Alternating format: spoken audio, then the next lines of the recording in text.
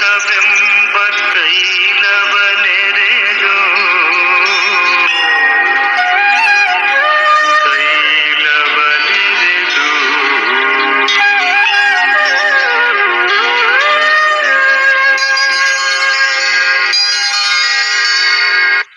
ಕಲ್ಯಾಣವೆಂಬ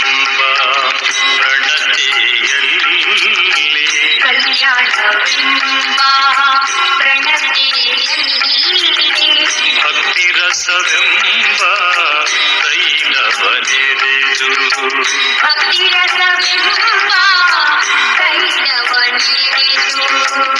ಕಲ್ಯಾಣವೆಂಬ ಪ್ರಣತೆಯಲ್ಲಿ ಭಕ್ತಿರಸವೆಂಬ.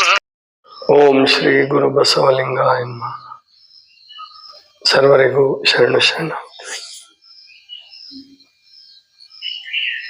ರೋಗ ನಿವಾರಣೆಯಲ್ಲಿ ಪ್ರಾಣದ ಪಾತ್ರ, ಪ್ರಾಣಾಯಾಮದ ಪಾತ್ರ. ಪ್ರಾಣಾಯಾಮ ಅನ್ನೋ ಶಬ್ದ ಅಂತೂ ನೀವೆಲ್ಲ ಕೇಳಿರ್ತೀರ. ಏನಿದು ಪ್ರಾಣಾಯಾಮ ಅಂದ್ರೆ? ಪ್ರಾಣಾಯಾಮ ಅಂದ್ರೆ ಏನಂದ್ ಕೂಡಲೇ ಎಲ್ಲರೂ ಏನಂತಾರೆ, ಪ್ರಾಣಾಯಾಮಗಳ ಹೆಸರನ್ನು ಹೇಳಕ್ ಶುರು ಮಾಡ್ತಾರೆ. ನಾಡಿ ಶೋಧನ, ಅನುಲೋಮ ವಿಲೋಮ, ಆಮೇಲಿಂದ ಕಪಾಲಭಾತಿ, ಭಸ್ತ್ರಿಕಾ, ಇವು ಹೆಸರುಗಳಾದವು. ಪ್ರಾಣಾಯಾಮ ಅಂದ್ರೇನು ಅಂತ ನಾವು ತಿಳ್ಕೋಬೇಕು. ಮತ್ತು ಪ್ರಾಣಾಯಾಮದ ಮಹತ್ವ ಏನು? ಪ್ರಾಣಾಯಾಮ ಅಂದ್ರೆ, ಆಯಾಮ ಅಂದ್ರೆ ಗೊತ್ತು ನಿಮಗೆಲ್ಲ, ದೀರ್ಘ, ವಿಸ್ತೀರ್ಣ ಅಥವಾ ಒಂದು ಕಾಯಕಲ್ಪ ಅಂತ ಅರ್ಥ. ಪ್ರಾಣ ಅಂತಂದ್ರೆ ಗೊತ್ತಿದೆ ನಿಮಗೆಲ್ಲ, ಗಾಳಿ, ಉಸಿರು, ಅಥವಾ ಇನ್ನೂ ಸರಿಯಾಗಿ ತಿಳಿಯೋ ಭಾಷೆಯಲ್ಲಿ ಹೇಳ್ಬೇಕಂದ್ರೆ ಆಕ್ಸಿಜನ್, ಆಮ್ಲಜನಕ. ಆಮ್ಲಜನಕವನ್ನ ಹೆಚ್ಚು ಹೆಚ್ಚು ತೆಗೆದುಕೊಳ್ಳೋದೇ ಪ್ರಾಣಾಯಾಮ. ಇಷ್ಟೇ. ಅದಕ್ಕೆ ವಿಧಾನಗಳನ್ನ ಬೇರೆ ಬೇರೆ ಕಂಡು ಹಿಡಿದ್ರು ನಮ್ಮ ಋಷಿಗಳು, ಮಹಾತ್ಮ ಸಂತರು ಎಲ್ಲ ಬೇರೆ ಬೇರೆ ವಿಧಾನಗಳನ್ನು ಕಂಡು ಹಿಡಿದ್ರಷ್ಟೇ. ಆದ್ರೆ ಪ್ರಾಣಾಯಾಮದ ಉದ್ದೇಶ ಏನಪ್ಪಾ ಅಂದ್ರೆ, ಶರೀರವನ್ನ ಶುದ್ಧಗೊಳಿಸೋದು, ಶರೀರವನ್ನ ಶಕ್ತಿಗೊಳಿಸೋದು, ಶರೀರಕ್ಕೆ ಶಕ್ತಿಯನ್ನು ಒದಗಿಸೋದು, ಶರೀರವನ್ನು ಶುದ್ಧವಾಗಿ ಇಟ್ಕೊಳ್ಳೋಕೆ ಪ್ರಯತ್ನ ಪಡೋಣ. ಬೇರೆ ಪ್ರಾಣಿಗಳು ಮತ್ತು ಪಕ್ಷಿಗಳು ಪ್ರಾಣಾಯಾಮ ಮಾಡ್ತಾವ? ಸೂಕ್ಷ್ಮವಾಗಿ ಗಮನಿಸಿದ್ರೆ ಹೌದು ಅಂತ ಅನ್ಸುತ್ತೆ. ಒಂದು ಗುಬ್ಬಿ ಗಮನಿಸಿ ಅಥವಾ ಕಾಗೆ ಗಮನಿಸಿ, ಬೆಳಿಗ್ಗೆ ಎದ್ದು ಕೂಡಲೇ ಅವು ಕೂಗ್ತಿರ್ತವೆ, ಒಂದೇ ಸಮ ಕೂಗ್ತಿರ್ತವೆ. ಅದು ಹಸಿವಿನಿಂದ ಅಲ್ಲ, ಅಥವಾ ದುಃಖದಿಂದ ಅಲ್ಲ, ಅದು ಒಂದು ರೀತಿ ಪ್ರಾರ್ಥನೆ ಅಂತ ಅನ್ಕೊಂತೀನಿ ನಾನು. ನಾವೇ ಬೆಳಗ್ಗೆ ಎದ್ದು ಕೂಡಲೇ ಪ್ರಾರ್ಥನೆ ಮಾಡ್ತೀವಿ, ಅವು ಪ್ರಾರ್ಥನೆ ಮಾಡ್ತವೆ. ಪ್ರಾರ್ಥನೆ ಮಾಡೋದ್ರಲ್ಲಿ ಪ್ರಾಣಾಯಾಮ ಕೂಡ ಅಡಗಿದೆ. ಕೆಲವು ಪಕ್ಷಿಗಳು ಉಸಿರಾಟ ಮಾಡೋದಂತೂ, ಕೂಗೋದಂತೂ ಸೇಮ್ ಪ್ರಾಣಾಯಾಮ ಇದ್ದಂಗೆ ಇರ್ತದೆ. ಕೆಲವು ಕಪಾಲಭಾತಿ ಮಾಡ್ದಂಗೆ ಮಾಡ್ತವೆ, ಕೆಲವು ಭಸ್ತ್ರಿಕಾ ಮಾಡಂಗೆ ಮಾಡ್ತವೆ. ಒಟ್ಟು ಸುಮ್ಮನಿರಲ್ಲ ಅವು. ಆಮೇಲೆ ಪ್ರಾಣದ ಗುಣ ಏನಿದೆಯಲ್ಲ, ಸುಮ್ಮನಿರೋದಿಲ್ಲ ಅವು. ಎಲ್ಲಾದ್ರೂ ಕೆಲಸ ಮಾಡ್ತಾನೇ ಇರ್ಬೇಕದು. ಗಾಳಿ ಸುಮ್ಮನೆ ಹೆಂಗಿರುತ್ತೆ, ಒಂದು ಯಾವ್ದ್ರಲ್ಲಾದ್ರೂ ಬಂಧಿಸಿದ್ರೆ ಸುಮ್ಮನೆ ಇರ್ತದೆ ಅಷ್ಟೇ. ಅದು ಬಂಧಿಸಿದ್ರು ಕೂಡ, ಈಗ ಬಲೂನಲ್ಲಿ ಅಥವಾ ಯಾವುದೋ ಒಂದು ಏರ್ ಗಾಳಿಯ ಒಂದು ತುಂಬಿಡ್ತಕ್ಕಂಥ ಪೈಪ್, ಅದ್ರಲ್ಲಿ ತುಂಬಿಡಿ ನೀವು ಅದನ್ನ, ಅಲ್ಲೂ ಅದು ಸುಮ್ಮನಿರಲ್ಲ, ಹಿಂಗೆ ಮೇಲೆ ಉಬ್ಕೊಂಡಿರುತ್ತೆ. ಅದಕ್ಕೆ ಗಾಳಿಗೆ ಕೆಳಮುಖ ಸಂಚಾರ ಗೊತ್ತಿಲ್ಲ, ಮೇಲ್ಮುಖ ಸಂಚಾರನ. ಆದರೂ ಕೂಡ ಗಾಳಿ, ಈ ಒಳ್ಳೆ ಗಾಳಿ ಏನಿದೆಯಲ್ಲ, ಅಂದ್ರೆ ಆಕ್ಸಿಜನ್ಗೆ ಈ ಓಝೋನ್ ಅನ್ನುವಂಥದ್ದು ಸೇರ್ಕೊಂಡಾಗ ಓಝೋನ್ ಪದರ ಅಂದ್ರೆ ಓಝೋನ್ನ ಅಂಶ ಜಾಸ್ತಿ ಆದಾಗ ಕೆಳಗಡೆ ಬರ್ತದ. ಅದಕ್ಕೆ ಬೆಳಗಿನ ಗಾಳಿ ಯಾಕೆ ಬಹಳ ಚಲೋ, ಬೆಳಗಿನ ಗಾಳಿ ಯಾಕೆ ಶುದ್ಧ ಅಂದ್ರೆ ತಂಪಾಗ್ತದ. ಅವಾಗ ಸೂರ್ಯ ಅಸ್ತ ಆದಾಗನಿಂದ, ಸೂರ್ಯ ಮುಳುಗ್ದಾಗನಿಂದ ಬೆಳಿಗ್ಗೆ 3 ಗಂಟೆವರೆಗೆ ಹೆಚ್ಚು ಕಡಿಮೆ ಅದು ಗಾಳಿ ತಂಪಾಗಿ ತಂಪಾಗಿ ತಂಪಾಗಿ ಕೆಳಮುಖವಾಗಿ ಬರ್ತದೆ. ಕೆಳಮುಖವಾಗಿ ಬಂದಾಗ ನಾವೇನು ಉಸಿರಾಟ ಮಾಡ್ತೀವಲ್ಲ, ತುಂಬಾ ಖುಷಿ ಅನ್ಸುತ್ತ. ಬಹಳ ಜನಕ್ಕೆ ನೋಡಿಬೇಕಾದ್ರೆ ಹುಷಾರಿಲ್ದಿದ್ದವ್ರಿಗೂ ಕೂಡ ರಾತ್ರಿ ಎಲ್ಲ ನಿದ್ದೆ ಬರಲ್ಲ. ಕೆಲವು ನೋವುಗಳಿದ್ರೆ, ಕೆಮ್ಮಿದ್ರೆ, ಅಸ್ತಮ ಇದ್ರೆ ಅವ್ರಿಗೆ ರಾತ್ರಿ ಎಲ್ಲ ನಿದ್ದೆ ಬರಲ್ಲ. ಅದೇ ಬೆಳಿಗ್ಗೆ 3 ಗಂಟೆ ಮೇಲೆ ಎಂಥ ರೋಗಿ ಇದ್ರು, ಎಂಥ ಸೋಮಾರಿ ಇದ್ರು, ಆಲಸಿ ಇದ್ರು, ಎಂಥವನಿಗೂ ಕೂಡ ನಿದ್ದೆ ಬರುತ್ತೆ. ವಯಸ್ಸಾಗಿರೋರಿರ್ಲಿ, ಸಣ್ಣ ಮಕ್ಳಿರ್ಲಿ. ಸಣ್ಣ ಮಕ್ಕಳು ರಾತ್ರಿ ಚೆನ್ನಾಗಿ ನಿದ್ದೆ ಮಾಡಿದ್ರಂದ್ರೆ, ತೀರಾ ಮಗು ಇದ್ದಾಗ ಕಿರಿಕಿರಿ ಮಾಡಿಲ್ಲ ಅಂದ್ರೆ 3 ಗಂಟೆ ಮೇಲೆ ನಿದ್ದೆ ಮಾಡಲ್ಲ. 4-5ಕ್ಕೆ ಎದ್ದು ಬಿಡ್ತಾವ.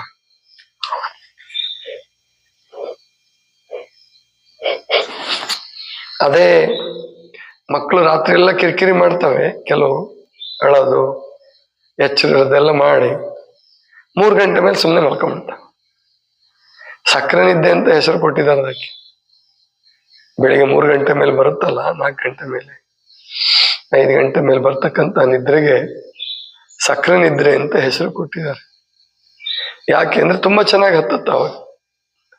ಆದ್ರೆ ಆ ನಿದ್ರೆ ನಾವು ಮಾಡಿದ್ರೆ ನಮ್ಮ ಬದುಕು ಸಕ್ಕರೆ ಆಗೋದಿಲ್ಲ, ನಮ್ಮ ಬದುಕು ಸಿಹಿ ಆಗೋದಿಲ್ಲ. ನಮ್ಮ ಬದುಕು ಸಿಹಿ ಆಗಬೇಕಂದ್ರೆ ಆ ಬೆಳಗಿನ ಸಮಯ ಏನಿರ್ತದೆ, ಸುಪ್ರಭಾತ ಸಮಯ, ಅದನ್ನ ಚೆನ್ನಾಗಿ ಬಳಸ್ಕೋಬೇಕು.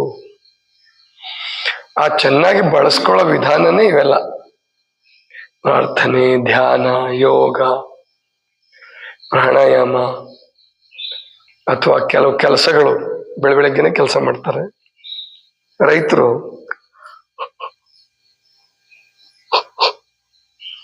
ಯಾವುದು ಮಾಡ್ತಿರ್ಲಿಲ್ಲ. ಪ್ರಾಣಾಯಾಮ, ಯೋಗ ಮಾಡ್ಲಿಕ್ಕೆಲ್ಲ ರೈತರಿಗೆ ಸಾಕಾಗಲ್ಲ ಸಮಯ.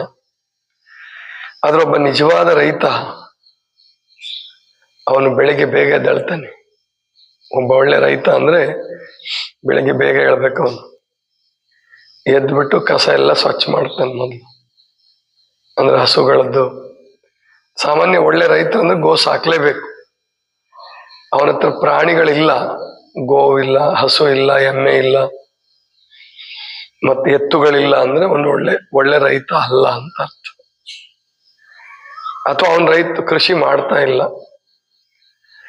ಒಬ್ಬ ಒಳ್ಳೆ ರೈತ ಅವನು ಎಷ್ಟೇ ವಯಸ್ಸಾದ್ರೂ ಕೂಡ ಬೆಳಗ್ಗೆ ಎದ್ದು ಕೂಡಲೇ ಶಕ್ತಿ ಇರೋ ತನಕ ಮೊದಲು ಸಗಣಿ ಬಳಿತಾನವನು. ಅಲ್ಲಿ ಶ್ರಮ ಇದೆ, ಅಲ್ಲಿ ಕೈಗೆ ಕಾಲಿಗೆ ಕೆಲಸ. ತಲೆ ಮೇಲೆ ಹೊತ್ಕೊಂಡೋಗಿ ಎಲ್ಲಿ ಸಂಗ್ರಹ ಮಾಡ್ತಿರ್ತಾನೋ ಅಲ್ಲಿ ಹಾಕ್ತಾನೆ. ಅಲ್ಲಿ ವ್ಯಾಯಾಮ ಇದೆ, ಯೋಗ ಇದೆ, ವ್ಯಾಯಾಮ ಇದೆ, ಪ್ರಾಣಾಯಾಮ ಇದೆ. ಎಲ್ಲಿ ವ್ಯಾಯಾಮ ಪರಿಶ್ರಮದ ಕೆಲಸ ಆಗುತ್ತೋ ಅಲ್ಲಿ ಪ್ರಾಣಾಯಾಮ ಆಗೇ ಬಿಡ್ತದೆ.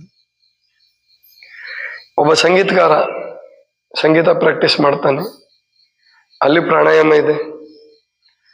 ಒಬ್ಬ ದೀರ್ಘ ಬರವಣಿಗೆ ಮಾಡ್ತಕ್ಕಂಥವನು ಮನಸ್ಸು ಕಾನ್ಸಂಟ್ರೇಷನ್ ಮಾಡ್ತಾನೆ, ದೀರ್ಘ ಉಸಿರಾಟ ಸಹಜವಾಗಿ ನಡೀತದೆ. ಅಲ್ಲಿ ಮನಸ್ಸು ಕಾನ್ಸಂಟ್ರೇಷನ್ ಮಾಡಿದಾಗ ಗೊತ್ತಿಲ್ದಂಗೆ ದೀರ್ಘ ಉಸಿರಾಟ ನಡೆಯುತ್ತೆ.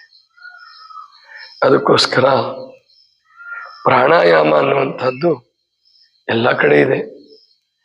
ಮತ್ತು ಯಾರು ಹೆಚ್ಚು ದೀರ್ಘ ಪ್ರಾಣಾಯಾಮ ಉಸಿರಾಟ ಮಾಡ್ತಾರೋ ಆ ಜೀವಗಳು ಜಾಸ್ತಿ ಕಾಲ ಬದುಕ್ತವೆ.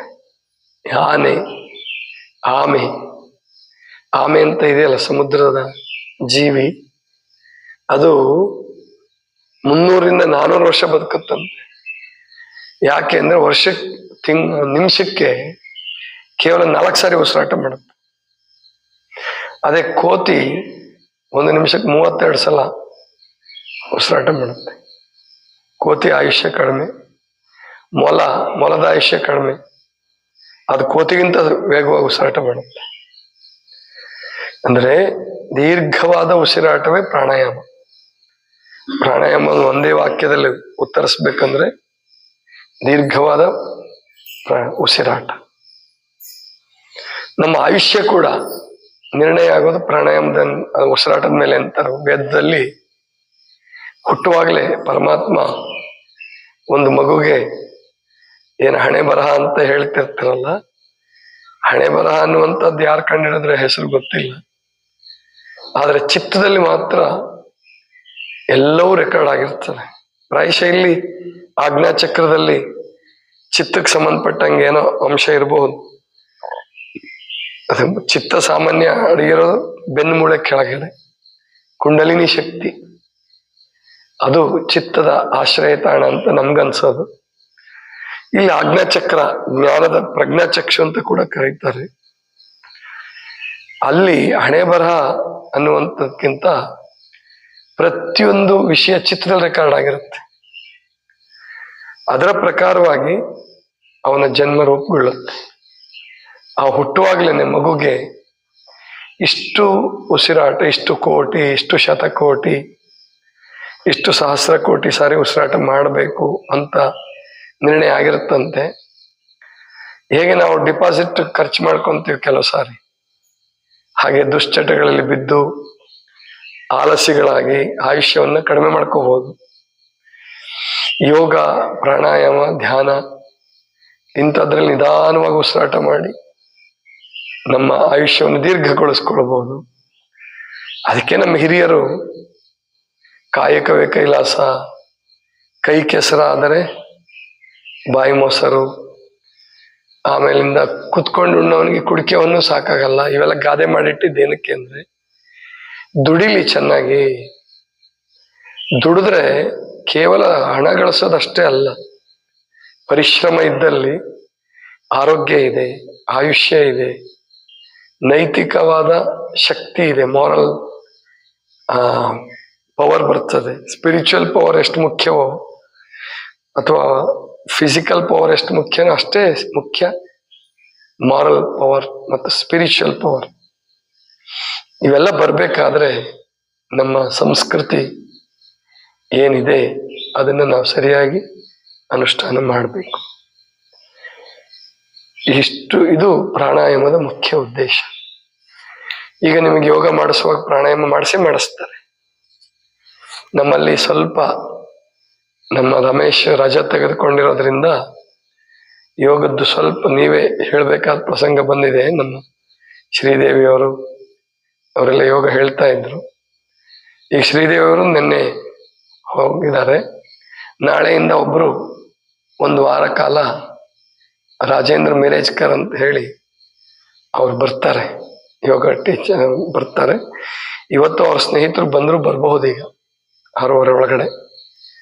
ಒಂದ್ ವೇಳೆ ಬರ್ದೇ ಇದ್ರೆ ಯಾರಾದ್ರೂ ಒಬ್ರು ಕ್ಲಾಸ್ ತಗೊಳಕ್ ಸಾಧ್ಯವ ನೋಡಿ.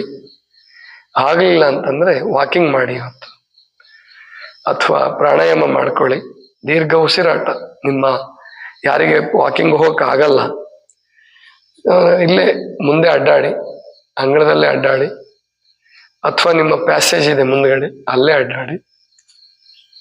ಆದ್ರೆ ಇಷ್ಟೇ, ಟೈಲ್ಸ್ ಮೇಲೆ ಅಡ್ಡಾಡುವಾಗ, ಸಿಮೆಂಟ್ ಮೇಲೆ ಅಡ್ಡಾಡುವಾಗ ಚಪ್ಪಲ್ ಹಾಕೊಳ್ಳಿ, ಮೇಲಿದ್ರೂ ಪರವಾಗಿಲ್ಲ.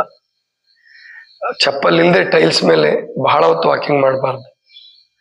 ಅದರಿಂದ ಸ್ವಲ್ಪ ಬೇರೆ ಬೇರೆ ಅಂದ್ರೆ ಕಾಲು ನೋವು, ಸೊಂಟ ನೋವು ಬಂದರೂ ಬರ್ಬೋದು, ಬರಲೇಬೇಕು ಅಂತ ಏನಿಲ್ಲ. ಆದರೆ ಚಪ್ಪಲ್ ಹಾಕೊಂಡು ಅಡ್ಡಾಡಿದ್ರೆ ಅದು ಸಾಧ್ಯತೆ ಕಡಿಮೆ. ಅದರಿಂದ ದೀರ್ಘಾವಧಿ ವಾಕಿಂಗ್ ಮಾಡುವಾಗ, ಈಗ ಇಲ್ಲಿ ಪ್ರಾರ್ಥನೆ ಬರುವಾಗ ಟೈಲ್ಸ್ ಮೇಲೆ ಅಡ್ಡಾಡಿದ್ರೆ ಏನಾಗಲ್ಲ, ಅಷ್ಟಕ್ಕೆಲ್ಲ ಏನಾಗಲ್ಲ. ಕೆಲವ್ರಿಗೆ ಅದು ತೊಂದರೆ ಆಗ್ತಿರುತ್ತೆ ಮನೇಲಿ, ಅದಕ್ಕೆ ಮನೆಯೊಳಗೆ ಚಪ್ಪಲ್ ಹಾಕೊಂಡು ಅಡ್ಡಾಡ್ತಿರ್ತಾರ ಅವರು, ಯಾಕಂದ್ರೆ ತುಂಬಾ ಹಿಂಸೆ ಆಗ್ತಿರುತ್ತೆ. ಅಂದ್ರೆ ಈ ಟೈಲ್ಸ್ ಪದ್ಧತಿ ಅಷ್ಟು ಒಳ್ಳೇದಲ್ಲ ಅನ್ನೋದಕ್ಕೆ ಸಾಕ್ಷಿ ಅದು. ನಮ್ಮಲ್ಲಿ ಅದಕ್ಕೂ ಒಳ್ಳೆ ಪರಿಹಾರ ಇತ್ತು, ಕಲ್ಲುಗಳನ್ನ ಹಾಕೊಳ್ತಿದ್ರು ಹಿಂದೆ ಪಾಟಿಗೆಲ್ಲ. ಅದೊಂಥರ ಆಕಿ ಪ್ರೆಷರ್ ತರ ಕೆಲಸ ಮಾಡ್ತಿತ್ತು ಕೆಲವು ಕಲ್ಲುಗಳು. ಅದಕ್ಕೆ ಈಗಿರ್ಲಿ, ಇವತ್ತು ಬಂದ್ರೆ ನಿಮ್ಗೆ ಬೆಲ್ ಮಾಡ್ತಾರೆ, ಯಾರಾದರೂ ಯೋಗ ಹೇಳೋರು ಇದ್ರೆ ಬೆಲ್ ಮಾಡ್ತಾರೆ, ಎಲ್ಲರೂ ಬನ್ನಿ. ಯೋಗ ಬರಲಿಲ್ಲ ಯೋಗ ಟೀಚರ್ಸ್ ಅಂದರೆ ಬೆಲ್ ಮಾಡಲ್ಲ. ಅದನ್ನು ಗಮನಿಸ್ಕೊಂಡು ಇವತ್ತೊಂದು ದಿವಸ ವ್ಯವಸ್ಥೆ ಮಾಡ್ಕೊಳ್ಳಿ. ನಾಳೆಯಿಂದ ಯೋಗ ಕ್ಲಾಸಸ್ ಕಡ್ಡಾಯವಾಗಿರುತ್ತೆ. ಮತ್ತು ಮಧ್ಯಾಹ್ನ ಈಗ ಅನುಕೂಲ ಆಗಿದೆ, ಮಳೆ ವಾತಾವರಣ ಜೊತೆಗೆ ಬಿಸಿಲು ಕಡಿಮೆ ಆಗಿರೋದ್ರಿಂದ ಸ್ವಲ್ಪ ತೂಕ ಜಾಸ್ತಿ ಇದ್ದವರು ಮಧ್ಯಾಹ್ನ ಕೂಡ ಅಂದರೆ ಕ್ಲಾಸ್ ಆದಮೇಲೆ 10:30 ಮೇಲೆ ಸುದೀರ್ಘವಾದ ವಾಕಿಂಗ್ ಮಾಡಿ 2 ಗಂಟೆ 2.5 ಗಂಟೆ ವಾಕಿಂಗ್ ಮಾಡಿದ್ರೆ ಹೊಸ ಶಕ್ತಿ ಬರುತ್ತೆ. ಹಸಿವಾಗಿದ್ರೂ ಕೂಡ ವಾಕಿಂಗ್ ಆದ ನಂತರ ಹಸಿವು ನಿವಾರಣೆ ಆಗತ್ತೆ. ಅಂತಹ ಅದ್ಭುತವಾದ ಶಕ್ತಿ ನಿಮ್ಮೊಳಗಡೆ ಇರುತ್ತೆ. ಆ ಫ್ಯಾಟ್ ಎಲ್ಲ ಕನ್ವರ್ಟ್ ಆಗುತ್ತೆ ಫುಡ್ ಆಗಿ. ಅದನ್ನ ಎಲ್ಲರೂ ಪಾಲಿಸಿ ಅಂತ ತಿಳ್ಕೊಂಡು ಹೇಳ್ತಾ ಇಲ್ಲಿಗೆ ಇವತ್ತಿನ ಚಿಂತನವನ್ನು ಮುಕ್ತಾಯ ಮಾಡೋಣ. ಸರ್ವರಿಗೂ ಶರಣು ಶರಣ.